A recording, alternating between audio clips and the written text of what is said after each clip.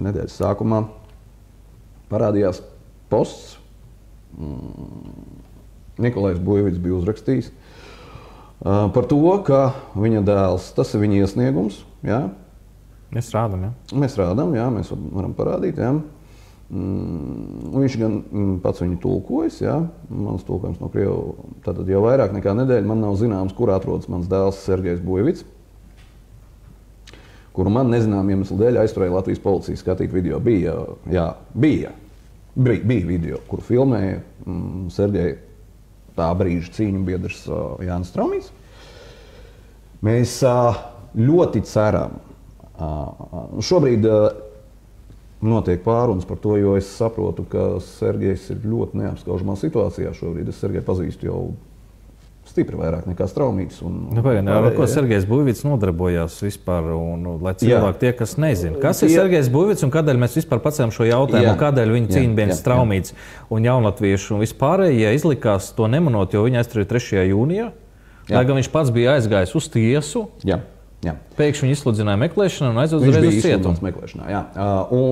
Faktiski Sergejs ir no tiem tāds, varētu teikt, cilvēktiesību aktīvists, ja, kurš visus šos gadus arī savulaik man kopā ar biedrību Sabiedriskais Satversmes sargi braukāja līdzi. Mēs gada laikā izpestījām 5 bērnus no atgriezām ģimenēs no bāriņtiesu nagiem. Ja. Sergejs ļoti labi pārzina likumdošanu, administratīvajā procesā. Jā, mēs viņu šobrīd redzam kadrā, tas ir vīrietis ar tiem garajiem matiem. Līdz ar to, jāsaka, viņš ir vinējis vairāk nekā 45 prāvas gan Latvijā, gan Eiropā pret valsti. Ja. Par valsts kaut kādu šito te nepildīšanu pienākumu. Ja. Bija mēģinājums pirms kādiem 5 gadiem Sergeju nogādāt psihiatriskajā slimnīcā. Viņu tur arī nogādāja, bet mēs, sabiedriskie aktīvisti, viņu dabūja nākamajā dienā ārā. Paldies Dievam, 2 tabletes jau bija paspējuši iedūst tāpatās. Tur bija drausmīgi smags video, pa kuru es varu atrast, bet tur nebija nekas smuks. Ja. Viņu tur reāli spīdzināja, pavisam reāli. Jo Sergejs man pats teica, ka tajā brīdī viņš domājis, ka viss. Labi, bet par ko viņi ir aizturējuši? Viņu it kā ir aizturējuši par to, ka viņš ir nodarbojies ar huligānismu, filmējot tiesas zālē. Filmējot tiesas procesu, viņš nodarbojies ar huligānismu? Jā. Ja es pareizi saprotu, tajā procesā klāt piedalījās arī Jānis Straumītis. Jā. Jānis Straumītis viņa cīņu biedrs, bet šobrīd viņš izliekās, ka viņš viņu nezina, nedzird un neko tā kā... Es katrā ziņā neesmu redzējis neko. Viņš turpina staigāt patiesām viens pats bez Sergeja, bet neko vairāk es no viņa neesmu dzirdējis. Un tad viņa tēvs, kā mēs, ko var izlasīt arī attiecīgi Nikolai Buļvida profilā, norāda uz to, ka viņam nav ziņas 2 nedēļas, kur atrodas viņa dēls, vai viņš ir dzīvs. Viņš pats uz policiju nevar aizbraukt, jo viņam nesen bija insults, viņš ir guļošs uz gultas. Un viņš lūdz sabiedrības palīdzību, lai noskaidrotu, kas notiek. Pareizāk sakot, es pats viņam piezvanīju, kad es šo video... Bet Sergejs ir zvanījis no cietuma? Nē, un tas ir pats bīstamākais. Izskatās, ka Sergejs nav zvanījis nevienam. Tas nozīmē, ka viņam netiek ļauts to darīt. Tas ir pieņēmums. Tas nav pieņēmums, tāda ir prakse. Tas ir pieņēmums. Tāda ir prakse valsts policijā. Ja man pašam šāda situācija personīgi nebūtu bijusi, ka tev pratināšanas laikā sēž pretī... Tas ir pieņēmums. Es Ingai saku, tas ir pieņēmums. Jā, es tev vienkārši... Lāči jau zinu. 3 buļļi tev sēž pretī pratināšanas laikā. Saka, kungi, man laikam pienākās viens telefons, zvans advokātam un tā tālāk. Tā tik mums te vēl trūka, ja? Nevienam tu nezvanīsi čalīt, ja? Viss, tu neko neizdarīsi.